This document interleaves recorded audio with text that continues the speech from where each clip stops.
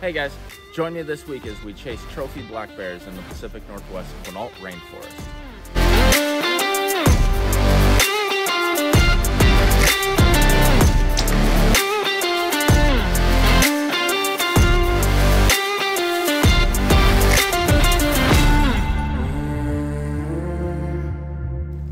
With Washington State deciding recently to outlaw spring bear season, we were very fortunate this year to get our hands on one of the 10 spring bear tags out of the Quinault Indian Reservation out of Hoquiam, Washington. We were hunting the coastal range just north of Pacific Beach, Washington, which is technically still Hoquiam, just a couple miles from the ocean. And for those of you that have never hunted the coast, it is the thickest, most jungly timber I have ever seen in my entire life. The whole time that I was there, I was just wondering, how are people successful hunting elk and deer here? You know, to me it seems like the only way that you could ever even be successful is to draw them into a clearing or literally to a logging road. It was so thick, and it's an area where obviously bears are really gonna thrive because it's so thick and there's so much cover. These animals are so skittish and so elusive that that's kind of the habitat that they're going to really thrive in. And so the Quinault rainforest, every single year they pull out trophy class black bear. Anywhere from, it's kind of up to the hunter what he wants to harvest, but anywhere from the 200-pound class all the way up to 450 plus they've pulled out of there. So we were really excited to get this opportunity, and we really want, on the Quinault Indian Reservation, there is no season. You can use archery or rifle, and we really obviously wanted to do it with a bow. He has a very low success rate with archery. It's just so thick and so tough to get a shot in there, and but we really wanted to make it happen. We're here in the Quinault rainforest. We're doing a mid-April spring bear hunt. Today we're just kind of setting up, or right now we're setting up all the baits, making sure they're all restocked, refueled, and then checking all the trail camera pictures from the night previous and yesterday on the stands that we didn't sit to see which ones have had the most action and kind of make a determination of which one we're going to sit tonight. So we're going to walk up here right now, and there's a bait station right up here, and we're going to go check it out and see what we got. So the only thing that I knew going in is that we were going to be allowed to hunt over bait. The Quinault Indians, they believe, and their regulations and the way that they run bear hunting is they believe that it should be ran over bait because you are more able to judge the size of the bears that are coming in, and you're more able to shoot mature bears. Yeah, right there though. Where are you? Left that daylight there. Yeah. What time was that? There. What time was that? That's not a very big bear. Well, maybe it is. 9:23 a.m. What time? 9:23. They're together. There's two of them. Check this out. See? Yeah, that was 2 a.m. The other one was at 9 in the morning. Boy, he's big. Check this out, though. Yeah, he's a big boy. He's a big slab. He's big as a barrel, and that's tilted up. Yeah. Was there any food left in there? I didn't even notice. See, you can see him right there by the barrel. Huge. And is the daytime bear a third bear? No, it's a second bear. The problem is this early, we're only mid-April right now. This early on, the bears haven't been being baited for very long. They're not super consistent, but we chose to go early because we knew that the capes would be much nicer. They wouldn't be rubbed. They'd be a nice shiny black. So we were the first hunters in this year, and so we were, in theory, we were hoping that the bears would be less skittish. It didn't seem to work out that way, but that was the theory anyways.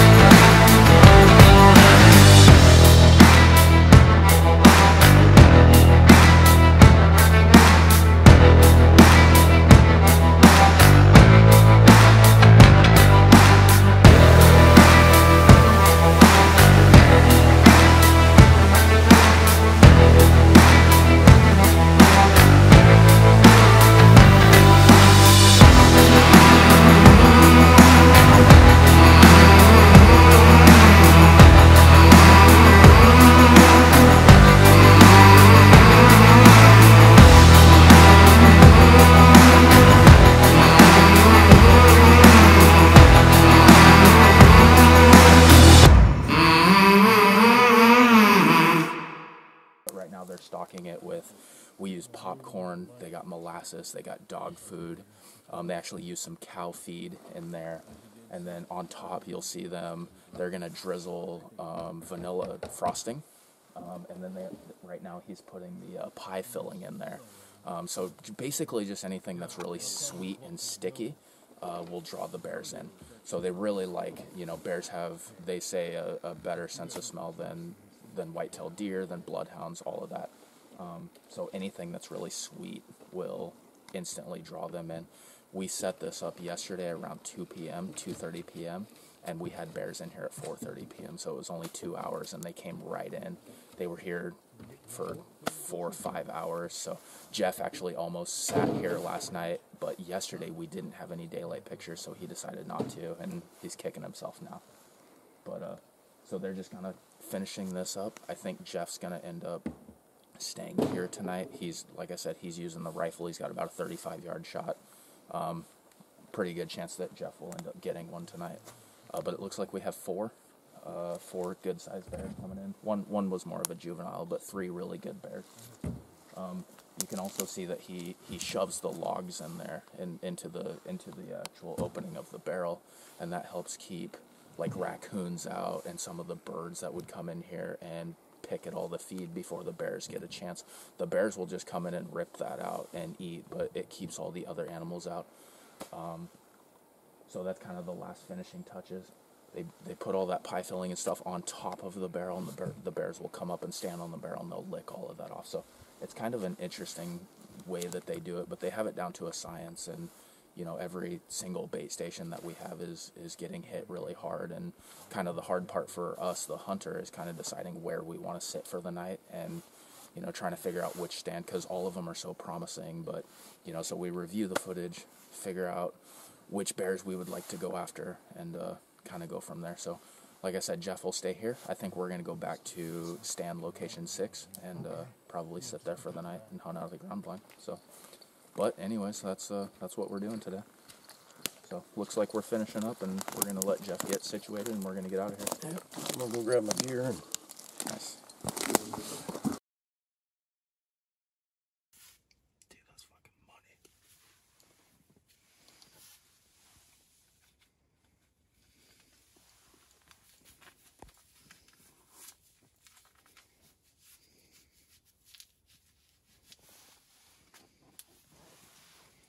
What are we doing? We're trying to kill one of these mythical fucking bears. We're in what they call Brad Pitt, and this one got hit pretty good last night. And what was it? Right at dusk last night. He was a big one. So we were gonna sit in the stand that they call Taj Mahal, which is a nice elevated stand, which would probably work well for bow hunting. But this was a good bear, and he came out in the daylight, so we're gonna roll the dice and try this one. Should work, but we have a long set ahead of us, and it's gonna be gay.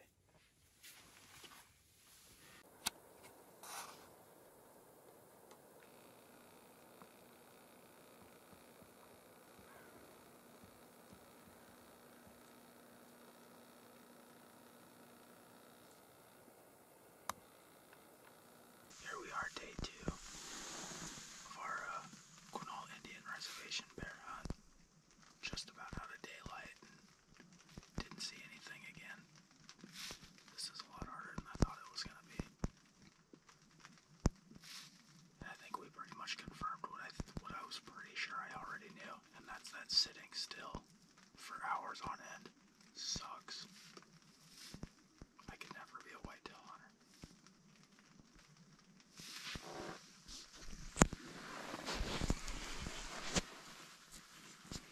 This little camera picks up a lot of light. Here's our station. It's a 27-yard shot if one would ever come out. Well, as it would be, bears are just, I don't know if we're just unlucky or if they're just that smart and that skittish, or We sat in there for 7 hours and I didn't hear a stick break. I mean, I saw a couple of birds and that was it. I mean, the woods were dead silent and I couldn't, I was kind of, you know, I'm kind of new to this tree stand bear hunting, and I was just like, okay, you know, are these bears just not as patterned as we thought? Did the wind swirl? You know, did I make too much noise shifting around in my chair? What did I do wrong? So, you know, we sat the first night, didn't see nothing. So then the second day we come in and that bait station ended up getting hit at like 2 in the morning. So we're like, okay, maybe somehow they winded me and they just knew I was there, right? They must have known I was there because they still came in. They just waited until dark to do it. So the next morning we checked all the bait stations, and one of the other bait stations got hit right around 7:30, which would have been good shooting light. And it was one of the ones that I was already thinking that I would like to sit at. So when we saw that, I was like, all right, I'm going to switch from the tree stand. We'll go over to this ground blind and we'll set up there. So we set up there and we start about 1:30 in the afternoon and sit all the way until 8:30 at night until it's about pitch black, and nothing. I mean, same thing. Didn't hear a stick break, nothing. So now we're just like, man, you know, this is much harder than I thought. I thought we were just gonna have bears coming in left and right, and this isn't the case. What are we gonna do? You know, so Kit and I and Jeff Hansen, we went back to the cabin, and you know, we started talking about it and thinking about it, and I was like, you know what, the tree stand makes the most sense for archery. We're elevated, we've got more room to be able to draw a bow and have a cameraman in there. That makes the most sense. We know we're having good bears come in. Let's just, no matter what, for the remaining 3 days, whether we see anything or not, we're just going to commit to the stand and we're going to do it. So, and then our other thought on the third day was, let's get into the stand earlier, because maybe we're getting in too late. These bears start popping out around 4 p.m. Like clockwork, you know, between 4 and 8 is when they come into the bait every single day. You don't ever see them in the morning. So the thought was, let's get in the morning, and maybe that will give the woods more time to settle down. They won't be so skittish because the woods have been quiet for 6-7 hours. You know, they wouldn't hear us come in. So that's what we did. We got in there around 9 a.m. and we sat and sat and sat.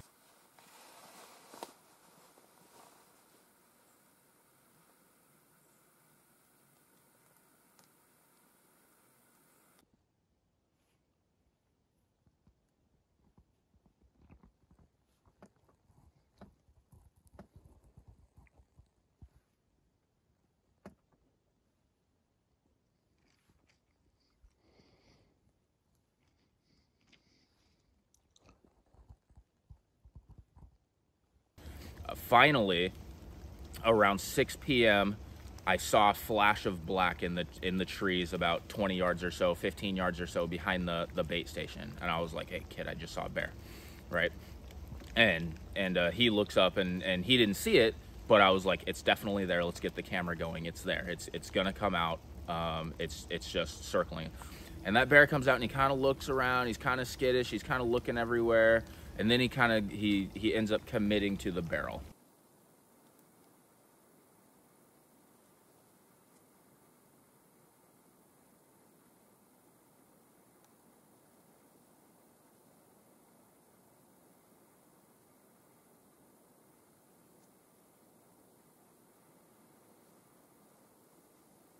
And once he commits to the barrel, then I slowly kind of reach down and go for my bow, and there's netting in front of us too. So I got the arrow knocked already, and I'm trying to avoid the netting and trying to get the bow lined up.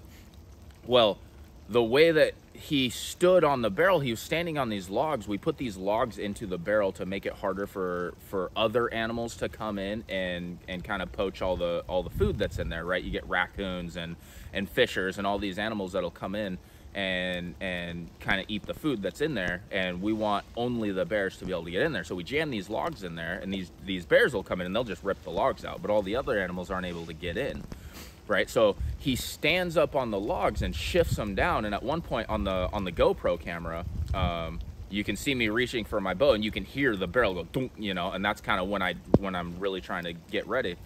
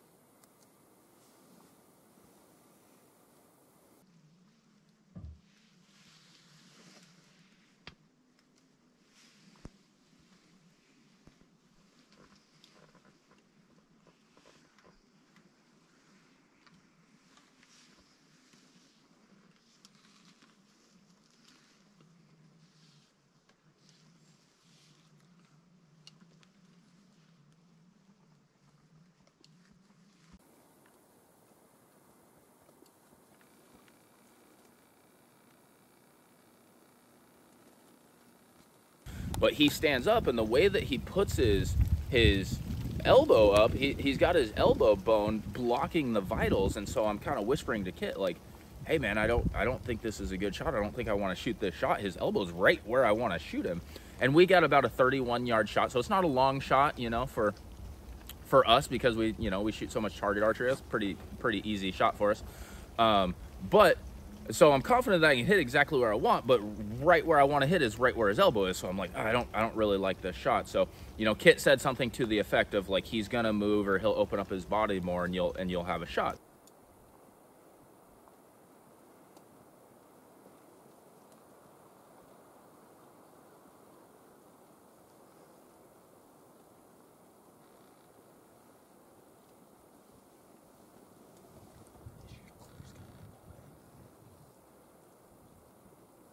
When I go to draw, I get about halfway, and because there's not much space between where I am and where the railing is, I think, I'm not sure what it was, but I think my stabilizer clunked the front railing.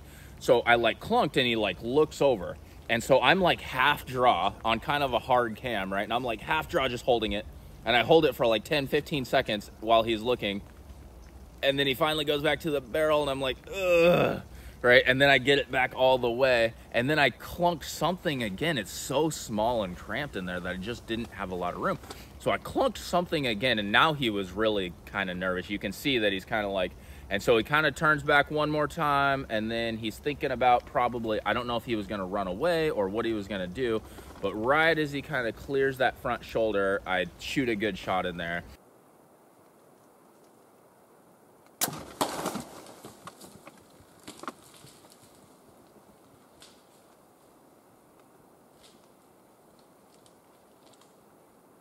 Smoked.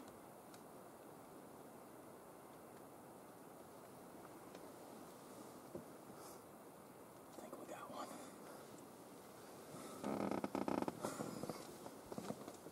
I think he's a good one too.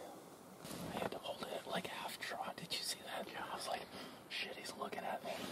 Oh man, I'm like shaking. Yeah. Partly because I'm cold.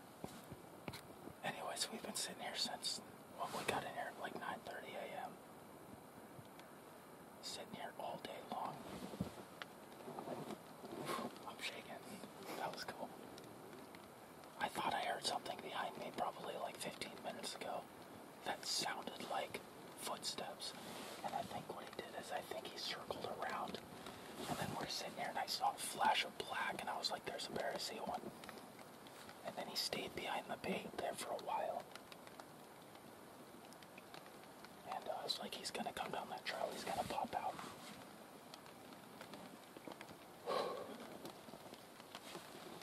I'm shaking. That was cool. We were pretty confident that it was a really good hit. The problem was, as soon as I shot, it started raining, and so that made us nervous because we didn't want to wash the blood away. And then these bears, they have so much hide and they're so thick that this bear had so much fat on him. I mean, he had like a 3-inch layer of fat all around his body. It was crazy. That fat just clogs up the hole. So this bear didn't bleed externally. It didn't really put blood on the ground. I found one single drop of blood on a rock, just one little pin drop of blood.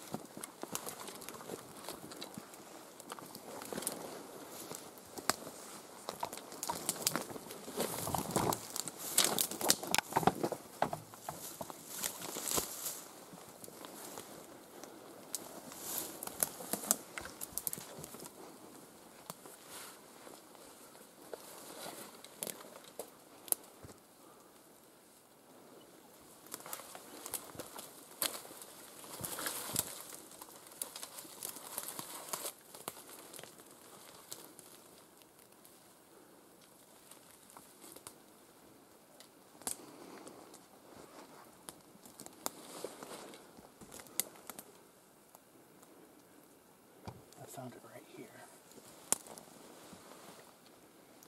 So we figured another set of eyes wasn't going to hurt. So we went back and got him. came back, and just like clockwork, he got in there and he was like, yep, it went here, it went here, it went here, I can see tracks here, yep, it went this way. And he walked down the trail and found it in like a minute. And we're just like, oh, okay, that was cool. So he only went, you know, we got in there and kind of mapped it out, and from what we can see, even with the twists and turns, he went about 50, 60 yards.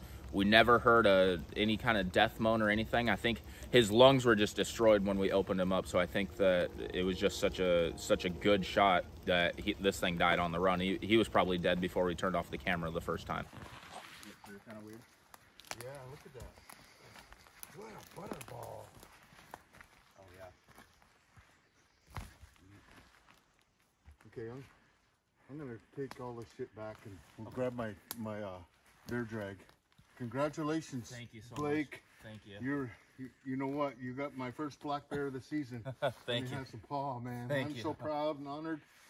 What a oh, look at the melon on him. He's got the black snout too. That's super cool. Every morning our guide would do this Quinault Indian ritual before we started hunting, where he would burn a bundle of sage and he would say a little prayer for us. And that was a really cool thing. And he did the same thing after we harvested the bear, right?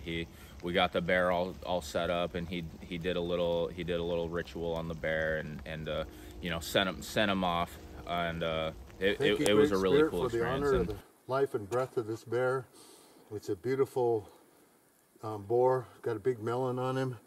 He's got a beautiful coat, and he will be honored through the stories that of how it was harvested.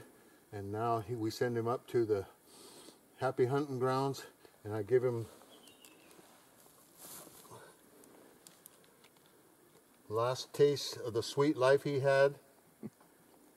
I know I usually use the berry, but this will do at this time. It's fruit.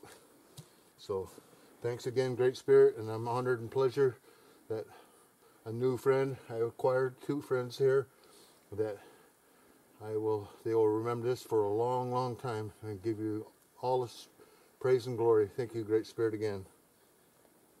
All right, so this is day 3 of our Quinault bear hunt, and you know, the first 2 days were really tough. Actually, all 3 days were really tough. I mean, anybody that says that sitting in a blind over bait is easy hunting, they're sorely mistaken. It was 3 long days. We were in the stand this morning at about 9:30. Had 0 action until this guy came out. He's a nice big, we're guessing probably 250 pounder. He came out about 6 p.m. right in there. We saw him back in the timber actually, and he slowly kind of edged his way out. We waited until he got going a little bit, and then we put a great shot on him. He only went about 80 yards or so and tipped over. But man, it was a ton of fun. 28-yard shot, double lunged him, and super, super beautiful boar. Really nice jet black. He's got the jet black snout, which I think is really cool. Just a big old fatty. So Philip Martin was my guide, also known as Chopper. He goes by the name Chopper, and he runs this out here, and I just want to introduce him. There's a hole right here, bud. Yeah. It was so great hunting with you. I really appreciate it. Congratulations on the beautiful black bear here. Thank you so much. Let everybody know we call him a chitlin. That's our native language for bear. Okay. And I've been doing this for probably 10 to 12 years, and I've gotten really good classy bears out of here. I've got one that was pretty close to 400, a couple that were 300, you know, and then some smaller ones too, but I'm just impressed with the size of his head and his body. Like I said, he's about 250 pounds. And if you want any information from my guide service, my guide service is called It's Time to Bear Down in the Quinault Indian Nation. My contact number is 360-580-3720, 3720. So if you'd like to try a hunt, I'm pretty limited on with clients right now, so it might be kind of tough to get it. But we're added two new tags this year, so we're up to 10 tags. It's a management hunt now, so again, congratulations. Thank you so much. We really appreciate it. We sat in the stand for about I think we logged 23 hours before we saw the first bear. And luckily the first bear that we saw was a quality bear, because if it would have been a sow that came out, it would have been so demoralizing. I mean, on one hand, at least we got to see something, but on the other hand, it's like, man, we aren't seeing the target bears that we want to go after. So, but overall, even though it was miserable and cold in the tree stand, I would say it was an awesome experience, and I really can't wait to do it again.